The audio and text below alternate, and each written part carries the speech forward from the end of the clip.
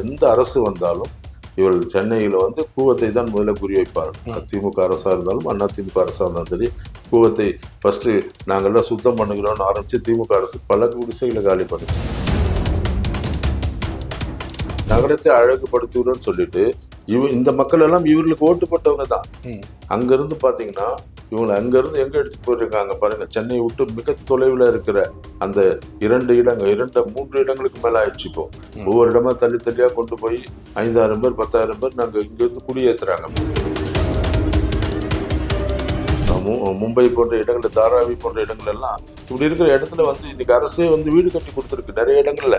அதனால ஓரங்கள்ல எல்லாம் அவங்களுக்கு வந்து அரசு வீடு கட்டி கொடுத்து. ஆனா இங்க இருக்கிற அரசுகள் அவளை தூக்கி சென்னையை விட்டு வெளியே போடணும், செம்மஞ்சேரிக்கு போ அப்படின்னு இவங்களை தொடுத்து விடுறாங்களே தவிர அவங்களை இங்கு வைத்து கொள்ளுவதற்கு எந்த அரசும் விரும்புவதில்லை. ஒரு 25 லட்சம் 30 லட்சம் ரூபாய் வீட்டை 1.5 கோடி 2 கோடிக்கு தலையில கட்டி வச்சிடறான். அதுக்கு வட்டியே பாத்தீங்கன்னா அவன் கட்டி முடிக்கிறதுக்குள்ளே 1.5 கோடிக்கு ஈக்குவலா ஒரு 1.5 கோடிக்கு ஒரு வீட்டை வாங்கினா 3.5 கோடி கட்டணும். அவன் அப்படி இஎம்ஐ எல்லாமே இவனை போட்டு பயமுறுத்தி பாவம் அவங்களுக்கு ஒரு நிர்பந்தத்தினாலே ஒரு சென்னையில போன இது வரைக்கும் என்ன செய்து ஒரு வீடு வாங்கினியான்னு தன்னுடைய சக ஆட்கள் சொல்லி விடுவார்கள் என்ற பிரிஸ்டேஜுக்காக இங்க ஒரு வீட்டை வாங்குறான். ரியல் எஸ்டேட் கம்ப்ளீட்டா வந்து இப்படி ஒரு கேம்பிளிங்கா மாறிச்சு, அது சூதாட்டமாய் மாறிவிட்டது. பெரிய அமேசான் போன்ற நிறுவனங்கள் எல்லாம் வந்து வியாபாரத்தை கொள்ளையடித்து விட்டது. சிறு வியாபாரம், சிறு தொழில்கள் எல்லாம் மூட்டப்பட்டுருச்சு. டபுள் டாக்குமெண்ட்ன்றது வந்து சாதாரணமா பேசிக்கிறாங்க. சார் என்ன பிரச்சனை சார், டபுள் டாக்குமெண்ட் சார் யாரோ போட்டா, அப்ப ஒரு இடத்த 5 பேருக்கு ரிஜிஸ்டர் பண்ணி கொடுப்பியா? யார் தவறு? அது அரசாங்கம் தவறுனா, அங்க இருக்கிற அதிகாரிகள் தவறுனா நீ தானே அதுக்கு பொறுப்பு. யார் முதல்ல வித்தா, யார் 2வது வித்தா, யார் ஓனர், யார் ரிஜிஸ்டர் பண்ணா, அவர்கள் எல்லாம் கைது, ஒரு 2 ரிஜிஸ்டாரை கைது பண்ணி உள்ள வச்சுன்னா இது மாதிரி நடக்குமா? வணக்கம் சார். வணக்கம். அதான் சார், சென்னையில அண்ணாநகர், அடையார், ஆழ்வார்பேட்டை மாதிரியான ஏரியாக்கள்ல வீட்டு வாடகை விற்பனை எல்லாம் பல மடங்கு அதிகமா இருக்கு. ஆனா கூவம், கரையோரம் இருக்கக்கூடிய வீடுகள்ல வாடகை எல்லாம் ரொம்ப கம்மியா இருக்குது சார். ரெண்டும் ஒரே சென்னை தானே சார்? பெரிய மாற்றம் எங்க வருதுன்னா, அந்த ஏரியாவில் இருக்கிற மக்கள் எல்லாம் மிகுந்த உயர்ந்த குடிமக்கள் என்று கருதப்படுகிறது போல அங்க இருக்கிற இடங்கள்லாம் வீடுகள் பல வருடங்களுக்கு முன்பாக கட்டப்பட்டு அதுல வாழ்கிற மக்கள் எல்லாம் உயர் ஜாதி மக்கள் போல கருதுறாங்க. கூவம் கரை என்பது அது தாழ்த்தப்பட்ட சமுதாயத்தில் பின்படுத்தப்பட்ட எல்லாம் இல்லை, இலவசமாக இந்த மக்கள் குடியேறிய இடங்களாக இருக்கிறது. ஏன்னா சென்னையை வந்து உயர்த்துவதற்காக, சென்னையில் இருக்கிற இப்படிப்பட்ட இடங்களில் வாழ்கிற மக்கள் தான் போய் சமூக பணி செய்வதற்காக, அந்த வீட்டு வேலை செய்வதற்காக, தங்கள் வாழ்க்கைக்கான கடைநிலையில் இருக்கிற மக்கள் வேலை செய்வதற்காக குடிசை போட்டு குடியேறியவர்கள் தான் அவர்கள்லாம். அங்க வந்து வாடகை என்பது பெரிய விஷயமே கிடையாது. அவர்களே தான் கொஞ்சம் கொஞ்சமா ஒவ்வொரு அரசும் வரும்போதெல்லாம் அவங்களுக்கு கட்டி இருந்த வீடுகள் எல்லாம் இடித்து அவர்களை எல்லாம் அங்கிருந்து அப்புறப்படுத்திட்டே வராங்க. இன்னைக்கு மொத்தமாக இந்த திராவிட அரசுகள் எல்லாம் வந்து பாத்தீங்கன்னா அப்படி சென்னையை பலப்படுத்தி சென்னையை மிகவும் உயர்ந்த நிலைக்கு கொண்டு வந்த அந்த மக்களை இன்னைக்கு சென்னையை விட்டே வெளியேற்றிட்டாங்க. இன்னைக்கு சென்னையை தாண்டி வெளியே இருக்கிற பல இடங்கள் எல்லாருக்குமே தெரியும், வீடு கட்டி தருகிறோம்னு சொல்லிட்டு சென்னையை விட்டு 30-40 கிலோமீட்டர் தாண்டி கொண்டு போய் அவர்களுக்கு குடியேற்றத்தை பண்ணிட்டாங்க. அவங்க எல்லாம் வந்து பாத்தீங்கன்னா சென்னையில இருக்கிற ஒரு மைய பகுதியில இருக்கிற ஒரு பகுதியில குடியேறியவர்கள் தான். அவங்களுக்கு அந்த பகுதியில எந்த பட்டாவும் தரல, ஒன்றும் தரல. அவங்க கஷ்டப்பட்டு கட்டின வீடுகளை இடிச்சுட்டாங்க. அவங்க இருந்த இப்ப குடிசையில கூட இடிச்சுட்டு வராங்க. ஏன்னா இது நம்ம கம்பேர் பண்ண முடியாது. ஏன்னா இங்க இருந்தவர்கள் நிலத்தை வாங்கி, நிலத்தை கட்டி, நிலத்துல இருந்தாங்க. பெரிய ஆட்கள், பெரிய குடிக்கள், அவர்கள்லாம் வந்து நல்ல அந்த அளவுக்கு கட்டக்கூடிய வசதி படைத்தவர்கள். ஆனா இங்க இருக்கிற மக்கள் மிக ஏழ்மையான நிலையில இருந்தவர்கள். அவங்க ஏழ்மையான நிலையில இருந்து அதுல தாங்கள் சம்பாதிச்ச பணத்துல கட்டின வீட்டை கூட இன்னைக்கு எல்லாம் எழுந்துட்டாங்க. எனக்கு தெரிஞ்சு பாத்தீங்கன்னா எல்லா அரசும் பாகுபாடின்றி, எந்த ஒரு பாரபட்சமின்றி எந்த அரசு வந்தாலும் இவள் சென்னையில வந்து கூவத்தை தான் முதல்ல குறிவைப்பார்கள். திமுக அரசா இருந்தாலும் அதிமுக அரசா இருந்தாலும் சரி, கூவத்தை ஃபர்ஸ்ட் நாங்கள்லாம் சுத்தம் பண்ணுகிறோம்னு ஆரம்பிச்சு திமுக அரசு பல குடிசைகளை காலி பண்ணிச்சு. அதாவது அதிமுக அரசு வந்து கூவத்தில கை வச்சு எல்லாரும் இன்னைக்கு சைதாப்பேட்டை தொடங்கி அங்கே மவுண்ட் ரோடு வரைக்கும் இருக்கிற எல்லா அந்த சைடில் இருக்கிற மக்கள், பல ஆயிரக்கணக்கான மக்களை இன்னைக்கு வந்து இங்கேருந்து எடுத்துட்டு போய் சென்னையை விட்டு அடையாறு எல்லாம் தாண்டி ஊருக்கெல்லாம் வெளியே கொண்டு போய் அங்க பல இடங்களிலே போய் அவங்கள குடியேற்றிட்டாங்க. அவங்க எல்லாம் பாவம், அவங்க அந்த நாட்கள்ல, ஆனா அவங்கள பாதி பேர் இன்னைக்கு என்ன பண்றாங்க, அந்த இடத்துல அவங்களால வாழ முடியல. அவங்களுக்கு வாழ்நிலை சூழ்நிலை அங்க இல்லை. அவங்களுக்கு அங்க தினசரி, ஏன்னா வீட்டு வேலை செய்கிறது தான். அங்கிருந்து அவங்களால பஸ் ஏறி இவங்களுக்கு வர முடியாது. காலையில 6 மணிக்கு 7 மணிக்கு வீட்டு வேலை செய்ய போகணும். அதால இன்னைக்கு பிளாட்ஃபார்ம்லையும் தெருக்களிலும் ரோடு ஓட்டிலும் ரிக்ஷாக்களிலும் அந்த ஆட்டோ ரிக்ஷால படுத்து தூங்கிட்டு இருக்காங்க. அவங்க பாவம், அவங்க வந்து ரொம்ப ஏழ்மை நிலைக்கு தள்ளப்பட்டு வசதியற்றவர்களாக ஆனதுக்கு காரணம் இந்த அரசுகள் தான். அது அவர் கூவக்கரையில வாழ்ந்தார் என்ற ஒரே ஒரு குற்றத்துக்காக அவர்களை இன்று கேட்பார் இல்லாமல் துரத்தி விட்டிருக்கிறது அரசுகள். அதான் மாற்றம். அதுல வந்து பெரிய ஒரு மாற்றம் இல்லை. சரி, இதுல ஒரு கேள்வி வருது. இப்ப அந்த கூவக்கரையோரம் இருந்தாங்கன்னு சொல்லிதான் அவங்க இருந்து மக்களை வந்து வெளியேற்றுறாங்க. வேற ஒரு இடத்துக்கு நாங்க மாற்று தரோம் அப்படின்னு சொல்றாங்க. ஆனா அவங்க மாற்றுறதுக்கு அப்புறம் அந்த இடத்துல வேற ஒரு பில்டிங்கோ இல்ல வேற ஒரு அபார்ட்மெண்ட்டோ அந்த மாதிரி ஒரு விஷயங்கள் வருது இல்ல சார்? அந்த மக்களை அங்கிருந்து வெளியேற்றாம அந்த இடத்துலயே அவங்களுக்கு ஒரு வீடு கட்டி கொடுத்துருக்காங்க சார். கண்டிப்பா செய்திருக்கலாம். இவங்க வந்து பாத்தீங்கன்னா இந்த அரசு அதே இடத்துல இவங்க வந்து பாத்தீங்கன்னா மேல வந்து ஃப்ளைஓவர் கட்டி போறோம், நாங்க வந்து அங்க இருந்து வந்து சென்னைக்கு வந்து விரைவு இது கட்டு போறோம்னு சொன்னாங்க. அது இல்லாத பல இடங்களை, சிந்தாதிரி போட்ட இடங்கள் எல்லாம் அந்த சைடு கூவத்தின் ஓரமா வந்து மக்கள் எல்லாம் இடிச்சு போட்டு அங்கெல்லாம் இன்னும் வரைக்கும் ஒண்ணுமே செய்யல. அப்படியே தான் சும்மா போட்டு வச்சிருக்காங்க. அவங்க வந்து நகரத்தை அழகுபடுத்துகிறோம்னு சொல்லிட்டு இந்த மக்கள் எல்லாம் இவர்களுக்கு ஓட்டு போட்டவங்க தான். அங்க இருந்து பாத்தீங்கன்னா இவங்களை அங்க இருந்து எங்க எடுத்துட்டு போயிருக்காங்க பாருங்க. சென்னையை விட்டு மிக தொலைவுல இருக்கிற அந்த 2 3 இடங்களுக்கு மேல ஆயிடுச்சு. இப்போ ஒவ்வொரு இடமா தள்ளி தள்ளியா கொண்டு போய் 5000 பேர் 10,000 பேர் நாங்க இங்க இருந்து குடியேற்றுறாங்க போய். கண்ணகி நகர், ஆமா, கண்ணகி நகர், செம்மஞ்சேரி போன்ற இடங்கள் எல்லாமே வந்து பாத்தீங்கன்னா இப்படி குடியேற்ற நகரங்கள் தான். இவங்க இங்க இருந்து ஆட்களை கொண்டு போய் விடுறாங்க. ஆனா அங்க போய் இந்த மக்கள் வாழ்கிறார்கள் என்ற இல்லை. அவள், ஏன்னா அவங்க வந்து இங்க சென்னையில வாழ்ந்து பழக்கப்பட்டு சென்னையில வேலை செய்து பழக்கப்பட்டவர்கள். அவங்க வந்து அவங்களுக்கு எந்த தொழிலும் இல்லை, அங்க எந்த வேலையும் செய்ய முடியாது. அங்கிருந்து வருவதற்கான அவங்களுக்கு வந்து டிரான்ஸ்போர்ட் சிஸ்டம் எதுவுமே இல்லை. அவங்களுக்கான விரைவில் எதுவும் வர முடியாது. அவங்க ஒரு பஸ் ஏறிக்கு வரக்கூடிய வாய்ப்பு இல்லை. இதெல்லாம் கவனிக்காத அரசு இவர்களை காலி செய்துடுச்சு. ஆனா காலி செய்த இடங்கள்லாம் போய் பாருங்க. சிந்தாதிரிப்பேட்டில இருந்து நீங்க நிறைய இடம் இங்க வரும் இது வரைக்கும் இருக்கு. நீங்க கிண்டி வரைக்கும் எடுத்துக்கிட்டீங்கன்னா நிறைய அந்த சைதாப்பேட்டை, அந்த கரை ஓரத்துல எத்தனையோ மக்களை பாவம் இவங்க வந்து வெளியே கொண்டு போயிட்டாங்க. ஏன்னா அவங்க எல்லாம், ஆனா அவங்கதான் உண்மையிலே பூர்வ குடிகள். சென்னையில முதல்ல குடியேறினவங்க அவங்கதான். ஆனா அவர்களுக்கு வந்து சொந்தமாக தனக்கு இடம் இல்லாத காரணத்தினாலே இப்படி இந்த அந்த கூவத்தின் ஓரத்துல ஒரு குடியேறின காரணத்துல அங்கேயே வந்து அழகா பாத்தீங்கன்னா இப்ப வீடு கட்டி கொடுக்கலாம். இப்போ மும்பை போன்ற இடங்கள்ல, தாராவி போன்ற இடங்கள் எல்லாம் இப்படி இருக்கிற இடத்துல வந்து இன்னைக்கு அரசே வந்து வீடு கட்டி கொடுத்துருக்கு நிறைய இடங்கள்ல. அதனால ஓரங்கள்ல எல்லாம் அவங்களுக்கு வந்து அரசு வீடு கட்டி கொடுத்து. ஆனா இங்க இருக்கிற அரசுகள் அவளை தூக்கி சென்னையை விட்டு வெளியே போடணும், செம்மஞ்சேரிக்கு போ அப்படின்னு இவங்களை துரத்தி விடுறாங்களே தவிர அவங்களை இங்கு வைத்து கொள்ளுவதற்கு அரசு எந்த அரசும் விரும்புவதில்லை. சென்னை வந்து இவங்க குடிசைகள் இருந்தால் சென்னை இவர்கள் அழகான நகரமாய் காட்ட முடியாது, சிங்கார சென்னை என்று சொல்ல முடியாது என்ற காரணத்துக்காக அவர்களை பாவம், அந்த பாவப்பட்ட மக்களை இவர்கள் வேண்டும் என்று வேறு இடத்துக்கு துரத்தி விடுகிறார்கள். அதான் நிதார்த்தமான உண்மை. சார், இப்போ ரியல் எஸ்டேட் கூட பணக்காரர்களை குறி வச்சுதான் செயல்படுதோன்னு தோணுதா சார்?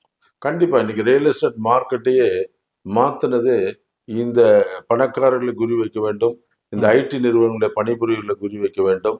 இது எல்லாமே பார்த்தீங்கன்னா கிராமப்புறங்களிலே தங்கள் வீடுகளை விட்டு வந்து இங்கு வந்து வசதியாக வாழ வேண்டும் என்று சென்னையில படித்து குடியேறின பிள்ளைகள் எல்லாம் எப்படியாவது தங்களுக்கு ஒரு வீட்டை இங்கு கட்டிக்கொள்ள வேண்டும் ஒரு கனவை வைத்திருக்கிறார். அந்த கனவை இந்த ரியல் எஸ்டேட் நிறுவனங்கள் எல்லாம் வந்து அவள் வாழ்க்கையை பாழாக்குற விதமாக 30 வருடம் 40 வருடம் இஎம்ஐ போட்டு ஒரு வீட்டை வந்து, சாதாரண வீட்டை, ஒரு 25 லட்சம் 30 லட்சம் ரூபாய் வீட்டை 1.5 கோடி 2 கோடிக்கு தலையில கட்டி வச்சிடறான். அதுக்கு வட்டியே பாத்தீங்கன்னா அவன் கட்டி முடிக்கிறதுக்குள்ளே 1.5 கோடிக்கு ஈக்குவலா, ஒரு 1.5 கோடிக்கு ஒரு வீட்டை வாங்கினாலும் 3.5 கோடி கட்டணும் அவன். அப்படி இஎம்ஐ எல்லாமே இவனை போட்டு பயமுறுத்தி பாவம் அவங்களுக்கு ஒரு நிர்பந்தத்தினாலே ஒரு சென்னையில போன இது வரைக்கும் என்ன செய்து ஒரு வீடு வாங்கினியான்னு தன்னுடைய சக ஆட்கள் சொல்லி விடுவார்கள் என்ற பிரிஸ்டேஜுக்காக இங்க ஒரு வீட்டை வாங்குறாங்க. ஆனால் வாங்கி சிக்கி கொண்டு எத்தனையோ பேர் அதை பாவம் பாதி விலைக்கு விற்று எத்தனையோ பேர் வந்து நஷ்டப்பட்டு போயிருக்காரு தவிர அது ரியல் எஸ்டேட் கம்ப்ளீட்டா வந்து இப்படி ஒரு கேம்பிளிங்கா மாறிச்சு. அது சூதாட்டமாய் மாறிவிட்டது. அது வந்து ஒரு சில, அதான் அது வந்து அந்த உயர்தாதி நம்ம அடுத்த நெக்ஸ்ட் நான் வந்து மிடில் கிளாஸ்ல இருந்து அப்பர் மிடில் கிளாஸ் போகணும்னு நினைக்கிற எல்லாருமே கொள்ளையடிக்கிறது. அதுதான் ரியல் எஸ்டேட். சார், இப்போ ஏழைகள் வீடு வாங்குறது கனவுன்ற மாதிரி ஆயிடுச்சுன்னு சொல்லுவாங்க சார். இப்போ இந்த நிலையில கூட 2026லயும் அப்படியே மாறாம இருக்குதுன்னு கண்டிப்பா. இன்னைக்கு வந்து பாத்தீங்கன்னா எல்லா பொருளாதார நிலையிலே கொரோனாக்கு அப்புறம் வந்து வளர்ச்சி அடையும் என்றால் இன்னும் மிக பாதிக்கப்பட்ட சூழ்நிலை தான் வந்துச்சு. ம். ஒவ்வொரு நிறுவனங்களும் பெரிய பெரிய ஐடி நிறுவனங்களே 12,000 பேர் 15,000 பேர் வேலையிலிருந்து வெளியெடுக்கப்படுகிறார்கள். ம். இங்க எதுவுமே நிரந்தரமாக பெரிய தொழில் வளர்ச்சி எதுவுமே இல்லை.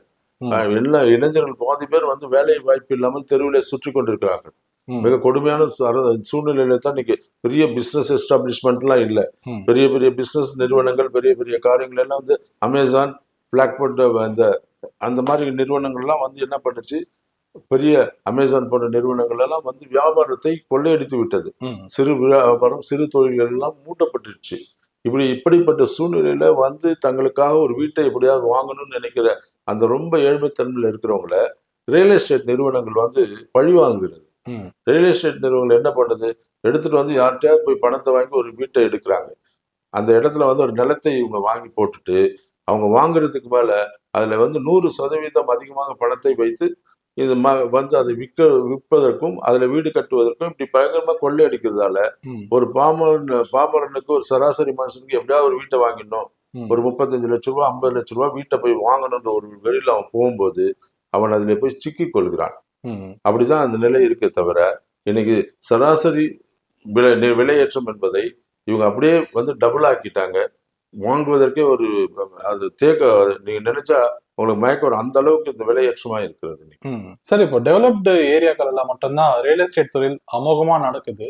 ம். ஆனா ரியல் எஸ்டேட் தொழிலால எந்த ஒரு ஏரியாவும் டெவலப் பண்ண மாதிரி தெரியலையே சார். இந்த ஒரு ஏரியாவை இவங்க டெவலப் பண்ணாதான் தெரியல. ம். ஆனா ரியல் எஸ்டேட் தொழில் செய்கிறவர்கள் வந்து சொல்றாங்க, ரியல் எஸ்டேட் தொழில் ரொம்ப முடக்கமா இருக்கிறது, அதுல ஒன்றும் பெருசா எங்களுக்கு லாபம் இல்லை, எங்களுக்கு வந்து எந்த நிதி உதவி கிடைக்கல சொல்றாங்க. ஆனால் இவர்களிடத்தில் வாங்கின பலர் வந்து பணம் கட்ட முடியாமல், பேங்க்ல பணம் கட்ட முடியாம, அங்க கட்ட முடியாம, அதுல வந்து பாதி விலைக்கு விற்கிற சூழ்நிலையில தான் இருக்கிறாங்க. அவங்க இன்னைக்கு அது ஒரு தேக்கமான நிலையில இருக்கிறது.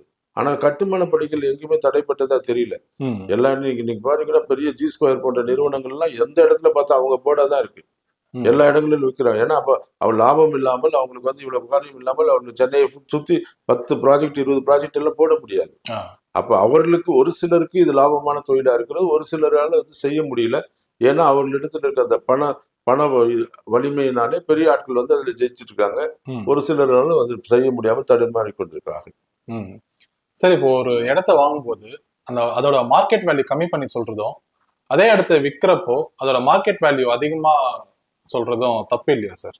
இல்ல எல்லா பொருளுக்கும் ஒரு அந்த பணத்தினுடைய முதலீட்டு மதிப்பு இருக்கிறது. ம். அந்த முதலீட்டு மதிப்பின்படி ஒரு பொருளை நான் வாங்குறேன்னு சொன்னா, வாங்கி நான் இத்தனை காலம் என் கையில வைத்திருக்கும் போது அதுக்கு ஒரு மார்க்கெட் வேல்யூ கண்டிப்பா அதுல உயர்கிறது. இப்போ ம். என்ன எக்ஸாம்பிள் என்ன எடுத்துட்டு பாத்தீங்கன்னா, இந்த பல்லாவரம் பகுதியில முன்னால வந்து இந்த பகுதியில இப்போ வருவதற்கு நிலத்தின் விலை ரொம்ப கம்மியா இருந்தது. ம். அந்த நிலையை வந்து திடீர்னு இப்ப வந்து ஒரு மெட்ரோ ட்ரெயின் வருகிறது என்று சொல்லி மெட்ரோ ட்ரெயின் வருகிறது என்று சொன்ன உடனே ம். இவங்க வந்து திடீர்னு அதோடைய விலை வந்து பாத்தீங்கன்னா 10 லட்சத்துல இருந்து இன்னொரு 5 லட்சம் கூடி 15 லட்சம் 20 லட்சம்னு போயிடுது.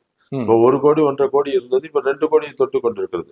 இது என்ன காரணம்னா டெவலப்மெண்ட் வந்து வருகிற அடுத்த ப்ராஜெக்ட்ஸ் அடுக்கிற காரியங்களால இந்த விலை உயர்த்துறாங்க. ம். இந்த விலை உயர்த்துவதற்கு காரணமே பாத்தீங்கன்னா சில ரியல் எஸ்டேட் இண்டஸ்ட்ரீஸ்ல இருக்கிறவங்க தான். அவங்க தான் வந்து என்ன பண்றாங்க, பிரைம் பொசிஷன்ல இருக்கிற நல்ல இடத்தை அதிக விலை கொடுத்து வாங்கி அவங்க என்ன பண்றாங்க, எல்லா இடத்தோட விலையை வந்து அவங்க உயர்த்தி விட்டுறாங்க. ம். நியாயப்படி பாத்தீங்கன்னா அந்த இடத்துல அவ்வளவு விலையே இல்லை. ஒரு சிலர் செய்கிற ஒரு காரியத்தினாலே அந்த டோட்டல் ஏரியா எல்லாத்துக்குமே வந்து அந்த விலை வந்து தானாக உயர்ந்து விடுகிறது. ம். அது வந்து சிலர் செய்கிற காரியம் தான். அது வந்து அதனால வந்து அந்த மார்க்கெட் வேல்யூன்றது உயர்றதுக்கு காரணமே இன்னைக்கு ரிஜிஸ்டர் ஆபீஸ்ல யார் போய் ரிஜிஸ்டர் எந்த வேல்யூக்கு பண்ணாங்களோ ம். அந்த ஏரியால இருக்க எல்லாமே அந்த வேல்யூ அப்படியே கூடிடுது இல்லையா. ம்.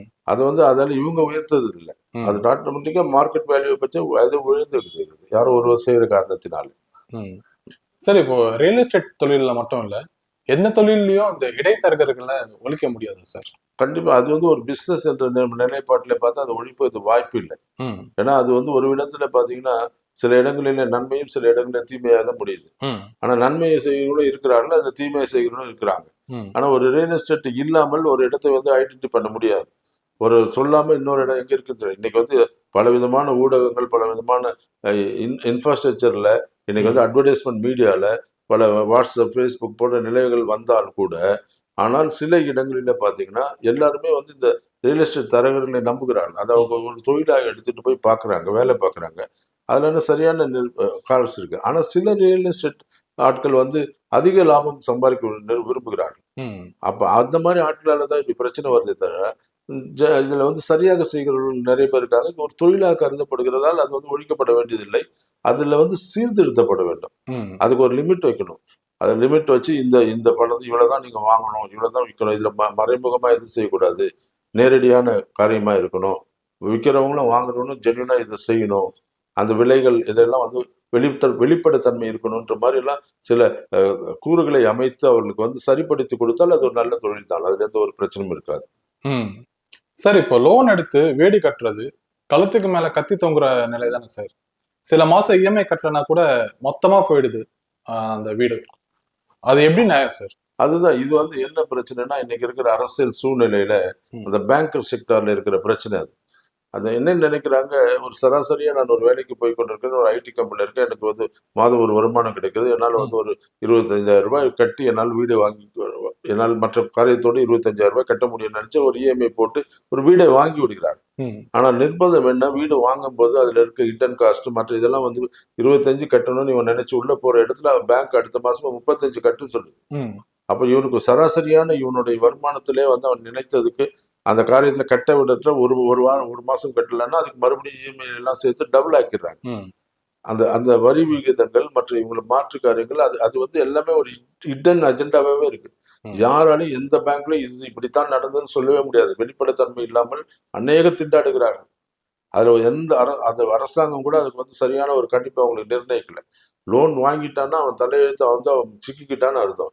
வீட்டு லோன் வாங்கினா நிறைய பேர் பாதிக்கப்பட்டிருக்காங்க. ஏன்னா என்ன வரி போடுறான், என்ன அதுக்கு டேக்ஸ் போடுறான், என்ன அதிகமாக அதுக்கு வந்து அதை ஆட் பண்ணியிருக்கான், அப்படியெல்லாம் யாருமே எந்த கணக்கு தெரியாது, யாருக்கும் தெரியாது. அவன் சொன்னது நீங்க கட்டணும், கட்டலையா உங்க வீட்டை வந்து பூட்டிடுவான். அதிகாரம் கொடுத்துட்டான் இன்னைக்கு. அவன் வந்து வீட்டை நேரம் ஒரு நோட்டீஸ் ஒட்டுவான், நோட்டீஸ் ஒட்டிட்டு பூட்டிடுவான். இப்ப அந்த மாதிரி ஒரு சூழ்நிலை வந்துச்சு. நிறைய நிர்பந்தங்கள் மூலமாக ஒரு ஆசைப்பட்டு வீட்டை வாங்கிட்டு அவனால வந்து சூழ்நிலை காரணமா கட்ட முடியல. அதுக்கு ஏதாவது ஒரு காரணம் கொடுத்து ஒரு ரிலாக்ஸேஷன் கொடுப்போம்னா கொடுக்காது. பேங்க் நாம்ஸ்ல அப்படியெல்லாம் இல்லை. ஆகவே வந்து திடீர்னு இப்ப பாருங்க, கடந்த நாட்கள்ல ஒரு பெரிய ஐடி கம்பெனில இருந்து 12,000 பேர் வேலைக்கு எடுத்துட்டாங்க. இப்ப அவன் நம்பி வச்சிருக்கிற எத்தனையோ காரியங்கள் அவன் என்ன செய்வான்?